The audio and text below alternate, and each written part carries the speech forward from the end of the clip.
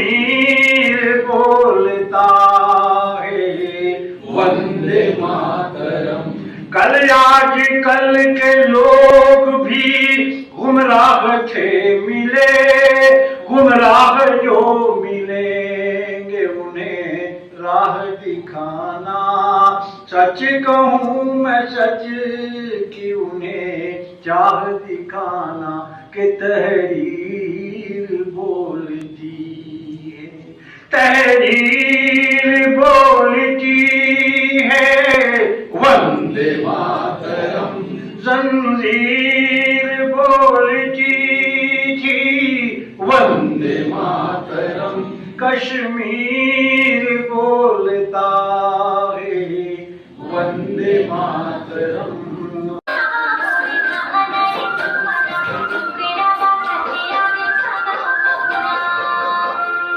मिश्रा हूँ, राष्ट्रीय सचिव हूँ राष्ट्रीय लोकदल में। झारखंड का प्रभार है मेरे पास, जहाँ इस समय विधानसभा इलेक्शन हो रहे हैं। क्योंकि घनश्याम यादव जी किसानों के, कमेरों के, श्रमिकों के मुद्दों को लगातार उठाते रहे, विशेषकर किसानों को। तो राष्ट्रीय लोकदल का उद्भव ही किसानों के संघर्ष के साथ हुआ है।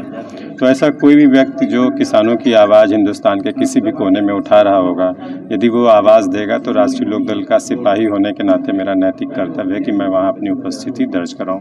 इसलिए मैं यहाँ हूँ और मुझे आके यहाँ इसलिए भी बहुत अच्छा लगा कि जिस आवाज़ को हम लोग उत्तर प्रदेश और अन्य राज्यों में उठा रहे हैं, वहाँ पर एक बिना साधन संसाधनों के एक व्यक्ति, नौजवान उठा रहा है, तो वो बहुत अपने आप में एक अलग किस्म की ऊर्जा देने वाला है। और मुझे अच्छा इस बात से भी लग रहा है कि इनके साथ में, युवा होने के साथ में इतनी सारी नारी शक्ति जुड़ी हुई है, इतने सारे लोग जुड़े हुए हैं, तो ये अकेले संघर्ष में नहीं है। क्योंकि संघर्ष में अक्सर इंसान अकेला होता है, तो इनकी विजय तो तय है कि जब संघर्ष में इनके साथ इतने लोग हैं तो आगे बढ़ेंगे।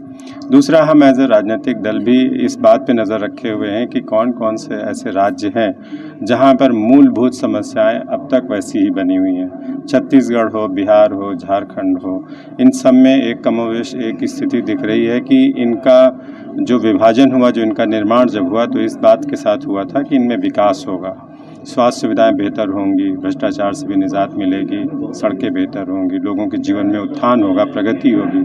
लेकिन दुर्भाग्य की बात है कि 24-24 साल के नौजवान जैसे स्टेट्स हैं और आज भी वो अपने लिए, अपने हक के लिए संघर्ष कर रहे हैं। तो राष्ट्रीय लोकदल इनके संघर्ष में इनके कंधे से कंधा मिलाएगा। हम इनको ताकत देंगे, ये इस राज्य में हमें ताकत देंगे, और हम कोशिश करेंगे कि जो 24 साल में नहीं हुआ है वो आने वाले 24 माह में हो, और आने वाले समय में राष्ट्रीय लोकदल बहुत मजबूती के साथ छत्तीसगढ़ में अपनी उपस्थिति दर्ज कराएगा। किसान कर्ज से लदे हुए हैं, इस बात में आत्महत्या करते जा रहे हैं, इसमें क्या कहेंगे? इसमें कुछ कहने के नहीं, तो डूब मरने की बात है। शर्म से इंसान को डूब मरना चाहिए, सरकारों को, व्यवस्थाओं को। मैं तो ये कहता हूँ कि धरती पर एक आदमी भी यदि भूखा सोता है तो इस देश को 100 बार नष्ट कर देना चाहिए। तो किसान कर्ज में दबा हुआ है, क्या सबको समझ में नहीं आता है? व्यवस्थाएं ऐसी, नीतियों का क्रियान्वयन नहीं हो रहा सही से। जिस दिन सरकारी नीतियों में कमी नहीं है, उनके क्रियान्वयन में कमी है। जिस दिन क्रियान्वयन ठीक तरीके से होने लगेगा, उस दिन ना कोई कर्ज के नीचे दबेगा और ना कोई आत्महत्या होगी। इस पर तो आप बात करिए जो शासन में बैठे हुए, हम तो ऊपर से कर ही रहे हैं। इनको समझ में आना चाहिए कि आप किसान का हक मार रहे हैं। कैसे? हमें तो यही समझ में आता है कि नीति नियंताओं के हलक से नीचे निवाला जाता कैसे है। जिसकी बदौलत आप खाते पीते आप वही कर रहे हैं। तो ये पूरी व्यवस्था पे सवाल है।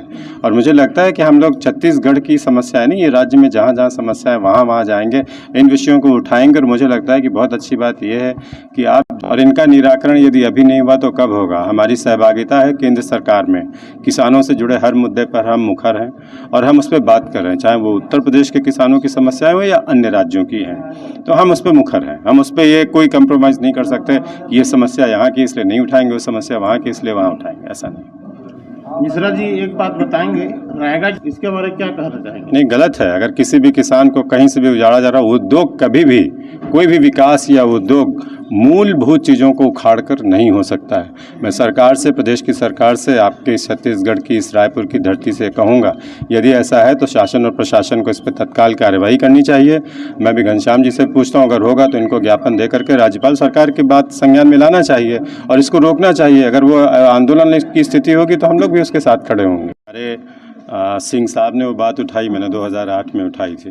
किसानों की समस्याओं का समाधान उस दिन सुनिश्चित है जिस दिन किसानों को अपनी फसल की कीमत तय करने का अधिकार मिल जाएगा।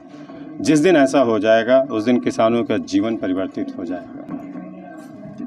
जो इतनी जुझारूपन से अपना फाउंडेशन चला रहे हैं, इसकी आवाज़ देश तक कैसे पहुँचे, उसके लिए इनको एक ऐसे दल के साथ जोड़ने के लिए आया हूँ कि जिसके जुड़ने मात्र से इनकी शक्ति जो आज जो भी है उड़ीसा में नहीं सारे देश में एक साथ फैले, और हमसे जो मदद जो सहयोग दल की तरफ से, राष्ट्रीय लोकदल की तरफ से मिले, इनको चाहिए वो मैं इनको दे सकूँ।